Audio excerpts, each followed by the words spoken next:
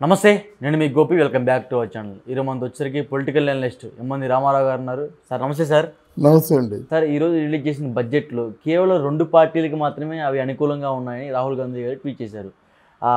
మీ కుర్చీ కాపాడుకోవడానికి మాత్రమే ఈ బడ్జెట్ ప్రవేశపెట్టినట్టుంది, కానీ సామాన్య ప్రజలకు అందుబాటులో ఉన్నట్టుగా మీ బడ్జెట్ లేదని చెప్తుంది. సో దాని గురించి మీరేం చెప్తారు? ముందుగా మనం చెప్పుకోవాల్సింది ఏమిటంటే, ఆంధ్రులుగా మనం బాగా వెనకబడిపోయి ఉన్నాం. ఇప్పుడు మిగతా రాష్ట్రాల తాలూకు పరిస్థితి వేరు. మన ఈ ఉభయ రాష్ట్రాలు అయిపోయిన తర్వాత, వేరైపోయిన తర్వాత మన మోదీ గారే ఆయన వ్యాఖ్యానం చేశారు, తల ఒక చోట ముండం ఒక చోట ఉంది అని చెప్పేసి. తర్వాత అంటే ప్రస్తుతించడం జరిగింది, కానీ దానికి పర్యవసానం కార్యాచరణ ఏమీ జరగలేదు. తర్వాత కాలంలో జగన్మోహన్ రెడ్డి గారు పరిపాలించారు. ఆయన పరిపాలనకి అలవాటు లేదు, చేత కాదు. ఆయన పాపం తోచింది ఏమిటంటే, ఏదో పిల్లలకి తాయిలాలు ఇస్తే మళ్ళీ ఆడవాళ్ళు గెలిపించేస్తారనే ఒక భ్రమలో ఒక 10 ఏళ్ళు వెనక్కి తీసిపోయినాడు ఆంధ్ర రాష్ట్రాన్ని. ఎందుకంటే విద్య, వైద్యం, సాగునీరు, తాగునీరు, పరిశ్రమలు, భారీ పరిశ్రమలు, పోలవరం ఇవన్నీ ఉన్నాయి కదా. ఇవన్నిటిలో దేని మీదైనా చెయ్యి వేశాడా? ఇంతవరకు ఆయన ప్రోగ్రెస్ ఏమిటంటే, రిపీట్, ఆయన ప్రోగ్రెస్ ఏమిటంటే 26 జిల్లాలు ఉన్నాయి. 26 జిల్లాల్లో వైఎస్ఆర్సీపీ బిల్డింగులు కట్టుకున్నాడు. తర్వాత అనఫిషియల్గా కట్టడాలు ఎన్నో కట్టుకున్నాడు అన్నమాట. ఆ పులివెందులు వెళ్ళినట్టయితే వాళ్ళ తాలూకు అరాచకాలు బయటపడతాయన్నమాట. ఆ స్కూల్కి ఇచ్చినటువంటి స్థలాలు, ఇంకేదో ఒక దేవాలయాల తాలూకు స్థలాలు, ఇవన్నీ కూడా కబ్జాలు చేయడంతోనే ఆయనకి 5 నిమిషాలు ఆయన కళ్ళు మూసుకొని పరిపాలన సాగించాడు. కనుక కళ్ళు మూసుకొని అన్ని పనులు చేశారు వాళ్ళు. ఈ పని ఆ పని కాదు. ఇప్పుడు మనము అంటే ఆంధ్రుడిగా, ఇప్పుడు సపోజ్ అండి, గుజరాత్ చాలా బాగుందండి, ఎవరికి కావాలండి? ఉత్తరప్రదేశ్, యూపీ చాలా బాగుందండి, ఎవరికి కావాలండి?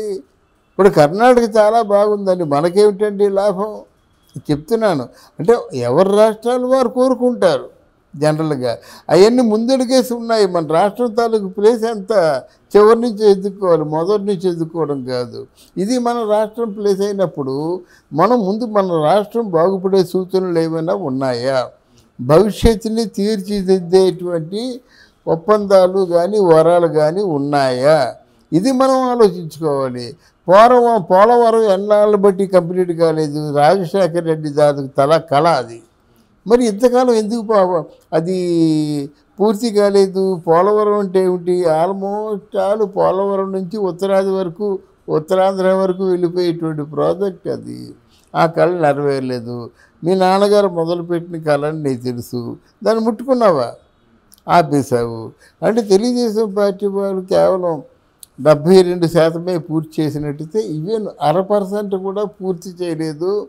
ఎవరికో ఇన్సైడ్ ట్రేడింగ్ ఇస్తామన్నారు. మళ్ళీ చంద్రబాబు నాయుడు ఎవరికి ట్రేడింగ్ ఇచ్చారో ఈయనకే ఇచ్చారు. పోలవరం కానీ కేటాయించిన కేంద్ర ప్రభుత్వం కేటాయించిన నిధుల్ని మింగేశారు. ఆ పోలవరం ఆగిపోయింది. మా ఇంటర్నేషనల్ ఎయిర్పోర్ట్ అని భోగాపురం అన్నారు. 5 సంవత్సరాల్లో కనీసం నామమాత్రపు పర్యటన కూడా చేయలేదు. అసలు ప్రజల మధ్య ఎప్పుడున్నాడండి? అలాగే ప్రెస్తో ఎప్పుడున్నాడండి? అంటే ప్రెస్తో ఉంటే కొంతమంది నిర్మోహమాటంగా ఇది ప్రోగ్రెస్ ట్రాక్ కాదు, దీన్ని మీ ఆలోచన విధానాన్ని మార్చుకోమని చెప్పేటువంటి సామర్థ్యం ఉన్న వాళ్ళు ప్రెస్సే. కానీ ఇక్కడ కానీ హైదరాబాద్లో కానీ అక్కడ ఆంధ్రాలో అమరావతిలో కానీ వ్యతిరేక పార్టీలు ఏమన్నాయంటే, ఇచ్చిన 15,000 కోట్ల బడ్జెట్కు అది మనకి రావాల్సిన బడ్జెట్, లాస్ట్ టైం బకాయిలు ఇప్పుడు ఇస్తున్నారు, అంతకుమించి ఏమీ ఇవ్వట్లేదు ఆంధ్రప్రదేశ్కి అని చెప్తున్నారు. మరి అదే బడ్జెట్ తీసుకొని మీరు పోలవరం ప్రాజెక్టు పూర్తి చేయొచ్చు కదా. చెప్పేది మన రావాల్సిందే కరెక్టే. ఎందుకు తీసుకోలేకపోయారు? మీరు ఎక్కడ దొరికిన చోటల్లో అప్పులు తీసుకుంటారు. వీళ్ళు అలాగా అప్పులు పాలు అయిపోయే వాళ్ళరా, వీళ్ళకి ఎందుకని చెప్పడం ఒకటి. రెండోది ఏంటంటే, రాజకీయాల్లో ఏ వర్గం బాగుంది, ఎవరికి మంచి ప్రజల పట్ల గౌరవం ఉంది, ప్రజలకు ఎవరి పట్ల గౌరవం ఉంది, అది ఆలోచిస్తారు. కానీ నువ్వు కాఫీ తాగి బిర్యానీ తిని బీర్ తాగినా ఏమన్నారంటే, అప్పట్లో మాకు అంత ఛాన్స్ లేదు, ఎందుకంటే వాళ్ళకి అప్పటికి చాలామంది ఎంపీలు ఉన్నారు, మేము గట్టిగా స్వరం ఇప్పలేకపోయాం. ఇప్పుడు టీడీపీకి ఆ ఛాన్స్ ఉంది, గట్టిగా స్వరం ఇప్పొచ్చు, ఎందుకంటే మీరు సపోర్ట్ ఇవ్వకపోతే సెంటర్లో పార్టీ నిలబడదు అన్నట్టు వాళ్ళు చెప్తున్నారు. సో దానికి ఏం చెప్తారు? అలా కాదమ్మా, గట్టిగా స్వరం ఎప్పుడైపోతే నీ నీడను చూసి నువ్వు భయపడితే ఎలాగవుతుంది? ఇప్పుడు గట్టిగా మీరు 23 మంది ఎంపీలు ఇచ్చిన వాళ్ళు మీరు స్వరం ఇప్పపోతే ఇప్పుడు కూడా వీళ్ళు 18 మంది ఎంపీలు కానీ వీళ్ళు ఇప్పుతారా స్వరం? అందువల్ల అవన్నీ మాటలు పుక్కిటి పురాణాలు అండి. నోరు ఇప్పితే అబద్ధం. అంటే కేవలం అంత వైభవంగా అంత అంటే మనం అన్ఎక్స్పెక్టెడ్గా వచ్చినటువంటి కేటాయింపుల్ని మనం డైజెస్ట్ చేసుకోలేక ఏదో ఒక మాట చెప్పాలని మాట్లాడడం. కానీ రాహుల్ గాంధీ మాట్లాడినా ఆ పార్టీకి ఆపోజిటే కదా, వైసీపీ మాట్లాడినా కూటమికి ఆపోజిటే కదా. ఆపోజిట్ మాట్లాడారు కానీ ఆ కూటమికి సంబంధించిన వాళ్ళు ఏవైనా వ్యతిరేకంగా మాట్లాడారా? మహాప్రసాదం మహానుభావ అన్నాడు. ఎంత పవన్ కళ్యాణ్ కూడా నేను జీవితంలో ఎవరిని ఏం అడగలేదు, మొట్టమొదటిసారిగా మిమ్మల్ని అడుగుతున్నాను మోదీ గారు 1,00,000 కోట్లు కేటాయించండి ఆంధ్రకి అన్నాడు. 2,00,000 కోట్లు కేటాయించారా? మరి కేటాయించారు. ఇంకా సో వాట్, ఇంకేం కావాలి మీకేం కావాలి సార్ ఇస్తా అంటున్నారు. వాళ్ళ ఉద్దేశం ఏంటి? మోడీ సెంట్రల్లో కుర్చీ కాపాడుకోవడానికి ఇవంతా చేస్తుంది ఆంధ్రప్రదేశ్. రాజకీయ లబ్ధి కోసమేనండి. ఎవరైనా రాజకీయ అస్తిత్వాన్ని పొందడం కోసమే. తర్వాత మొన్న ఏంటంటే ఆయనకి ఒక జలక్ తగిలింది, ఆయనకి ఓడిపోతాము అనేటువంటి భయం కలిగింది ఆయనకి. ఆ టైంలో వీరిద్దరూ జేడీయూను తెలుగుదేశం కూటమిని ట్రంప్ కారులాగా ఉపయోగించారు. వాళ్ళు ఉపయోగపడ్డారు. వాళ్ళ పట్ల విశ్వాసం ఉంటుంది. ఒకటి ఇక్కడ ఈ మధ్యకాలంలో మోదీ ఏం చేశారంటే మిగతా రాష్ట్రాల మాట ఎలా ఉన్నప్పుడు కూడా మళ్ళీ బీజేపీ మళ్ళీ మోదీ ప్రస్తావన వస్తుంది. ఒక్క విజయవాడలో మోదీ మా ఒక జస్ట్ మా రథయాత్రలా చేశారు చూసారా, అది చాలు. చెట్టు చీకటి ఓన్లీ డ్యూటీలు పట్టుకొని రథయాత్ర చేశారన్నమాట. విజయవాడ అంతా చేశారన్నమాట. అంత ఫాలోయింగ్ ఉంది మోడీకి ఈ రోజుని. తెలుగు వాళ్ళని బాగా ప్రేమిస్తున్నాడు ఆయన. ఈ గవర్నమెంట్లో అయినా సరే పోలవరం ప్రాజెక్ట్ పూర్తవుతుందా? డెఫినెట్గా పూర్తవుతుంది. ఇంతకన్నా గట్టి కాన్ఫిడెన్స్తో లాస్ట్ టైం గవర్నమెంట్ ఎట్లా చెప్పింది అంటే గట్టి అంటే పని తెలిసిన వాడు. మొన్న అంబటి రాంబాబు ఒక జోకేశాడండి. పోలవరం ఆయన వెళ్ళాట, బాగా పరిశోధకుల చేత కూడా బాగా పరీక్షించి ఇంకా పోలవరాన్ని ఏమి చేయలేమని వాళ్ళు చెప్పేశారట.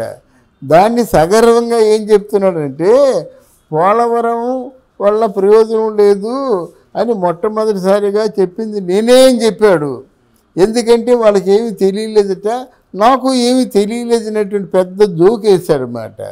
ఎందుకంటే భారీ పరిశ్రమలు ఇరిగేషన్ శాఖ మంత్రిగా ఉంటూ ప్లాన్ ఆఫ్ యాక్షన్ ఏంటో తెలియాలి కదా.